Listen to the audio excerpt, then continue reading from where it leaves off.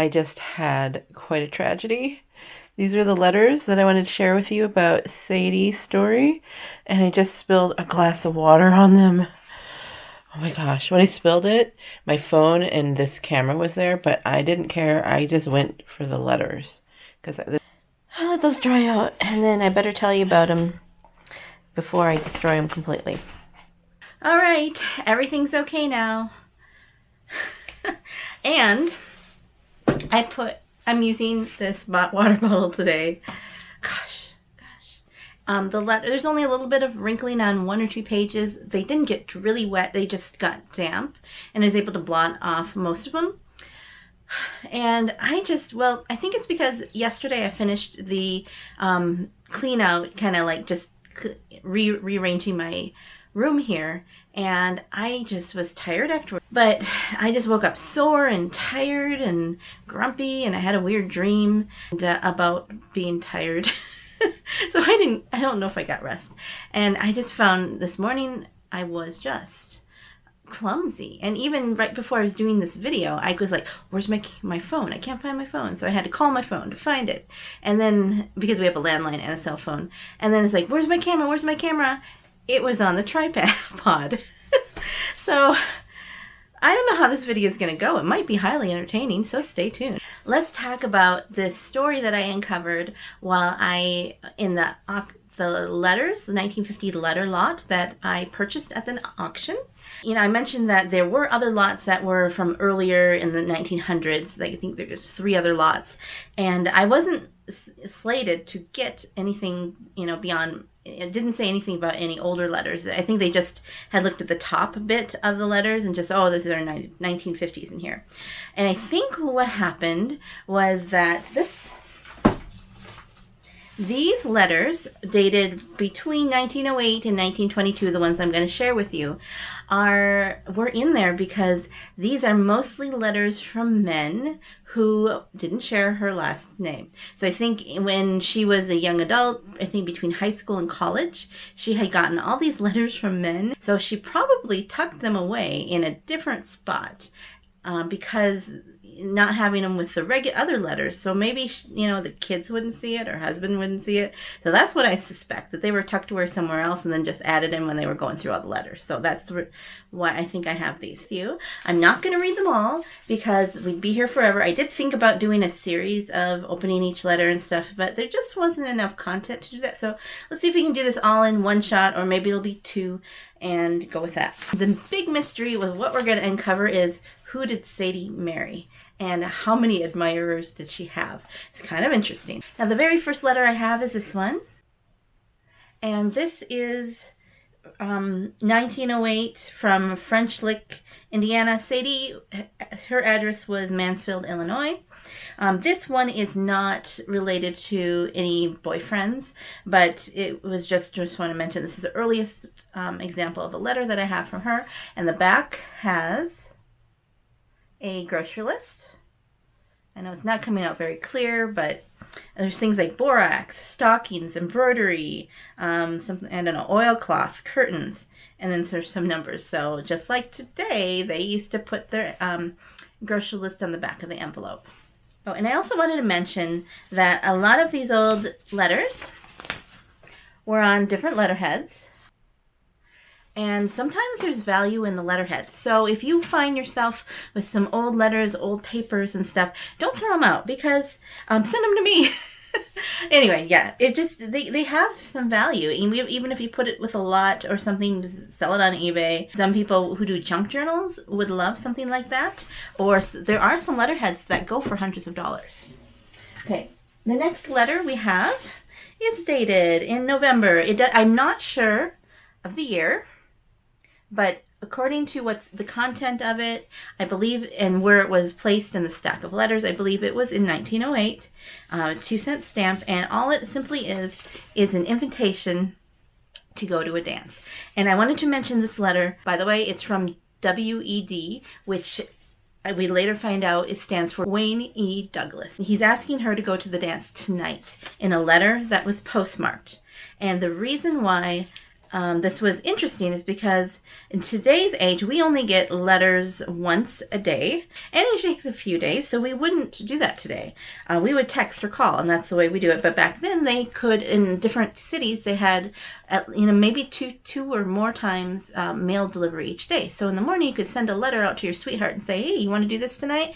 And then they could respond and set it in, and they would get it into maybe the afternoon delivery and get your response. That was their way of communicating that way back and forth when not everybody had a telephone and we didn't text and we, didn't email. All right, now we're going to get into the meat of it. So we have the Wayne E. Douglas, and he is the first gentleman.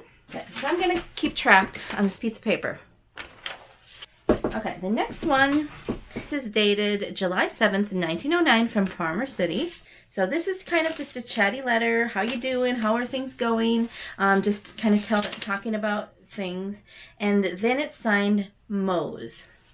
So here's the second guy, but here his name is Mose, and his name is actually Wayne Mose Larson Jr. So she's got two Waynes now that are on her list. Okay, so there's two.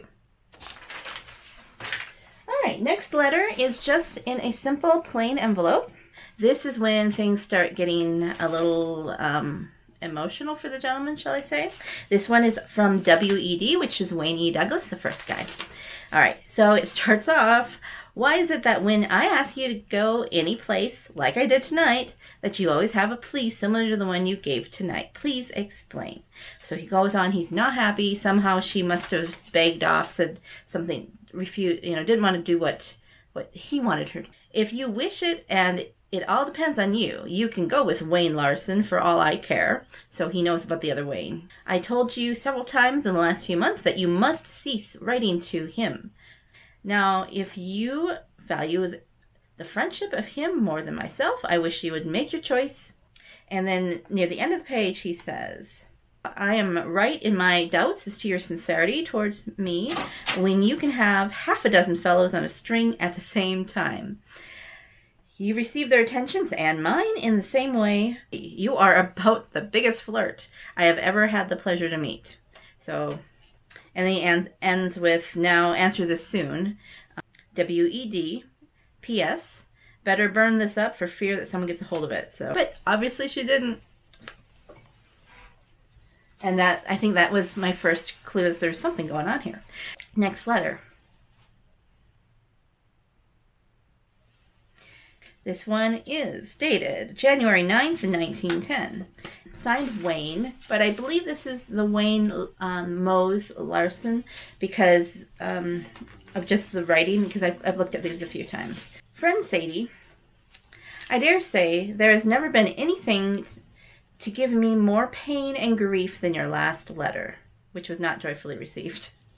Poor Wayne. If you desire my company as I desire yours, you would not refuse.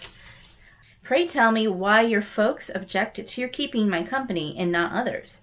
What do they have against Mose? On the next page, he says, you asked me if I wanted the ring back. Well, I guess not. Anything that I give away to a friend, I want them to keep it.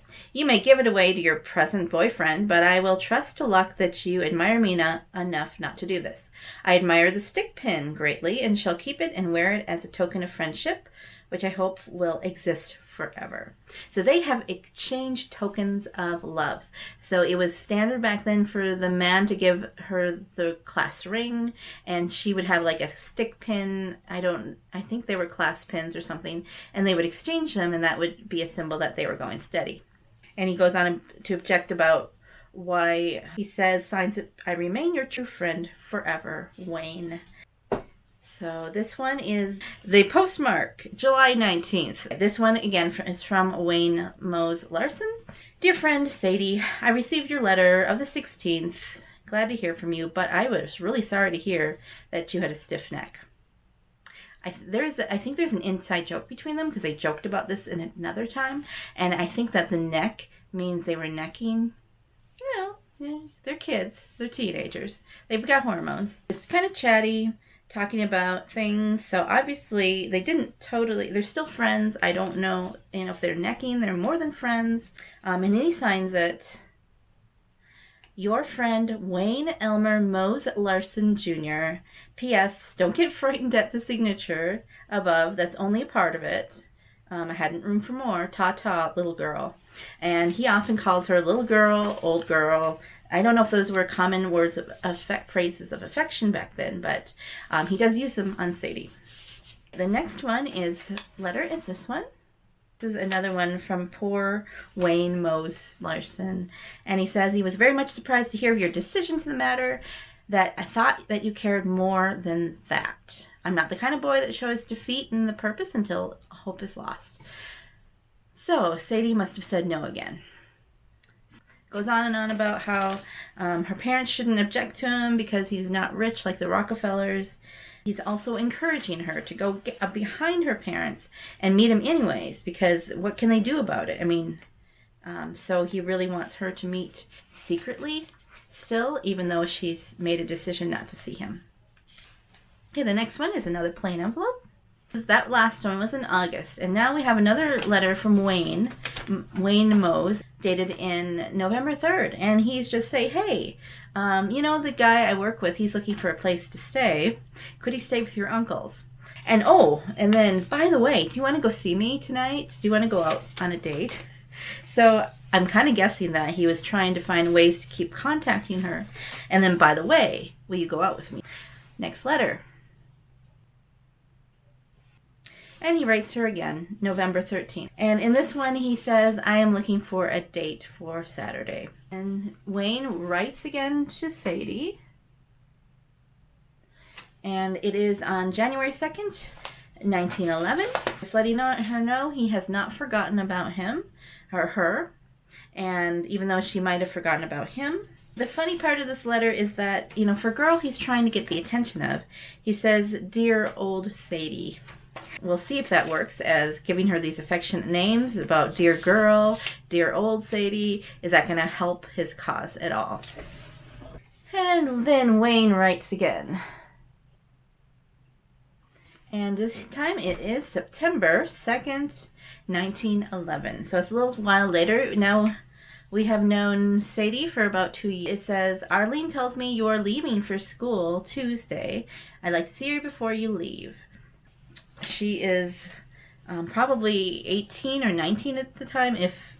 So we could make a guess that Sadie was born in around about 1891 or so. Was born. I actually tried to find her. I don't have an Ancestry subscription right now, but it's hard to find somebody if you don't have their birth date. Now, here is another letter, and this one is from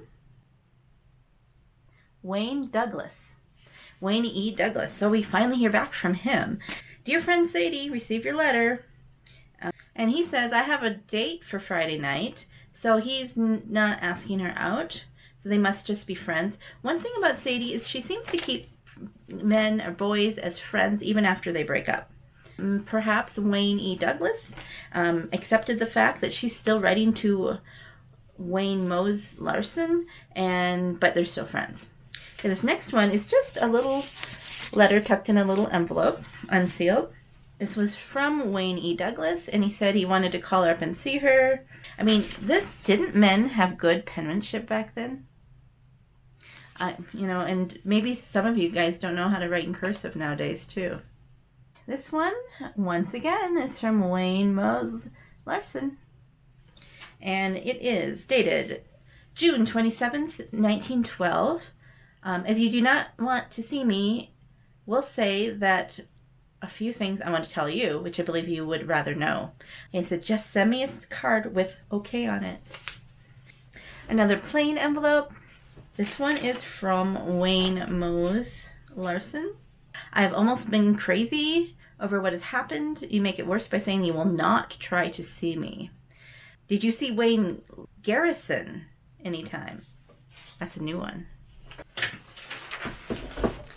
1, 2, 3. And now he says, well, here comes the boss. I better close.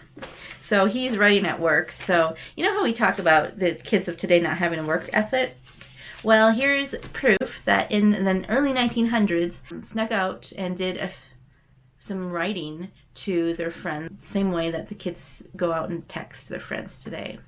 Just a little different method. This one is dated October 14th, 1912, and once again from Wayne Mose Larson. It's just a chatty letter. Is persistence going to be the key in winning Sadie's heart, or will he win over the affections of her parents? We'll see. And this one, but this is from a new one. A new person named Metz, M-E-T-Z. That's all we have.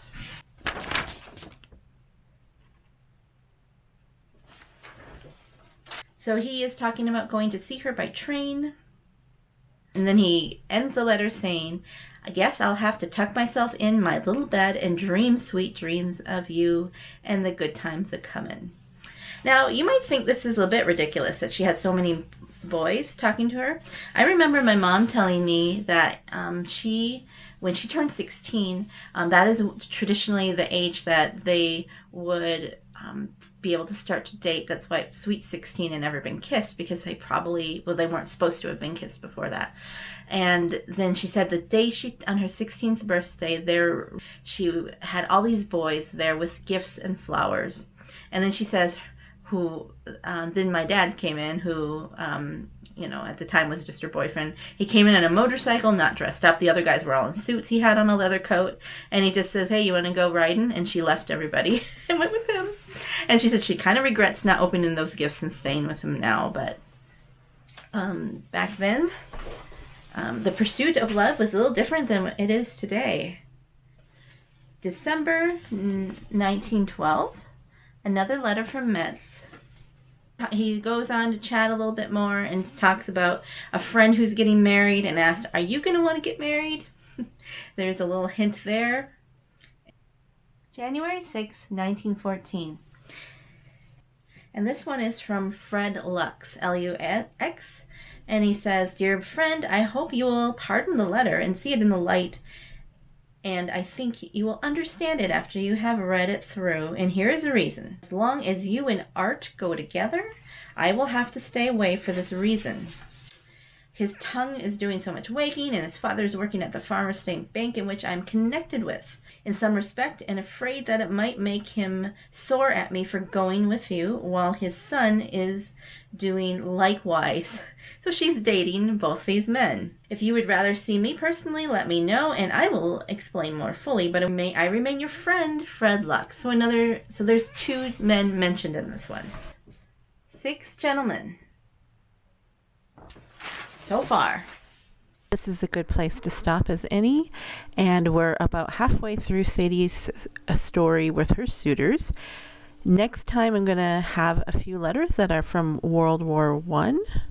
We'll discover how many more suitors that Sadie had in this time frame, and also I would like to share with you about what I found out about her real life story, about her birth date and her husband and all of those things. So stay tuned for that for next time, and most of all, I hope you have a joyful day. Goodbye.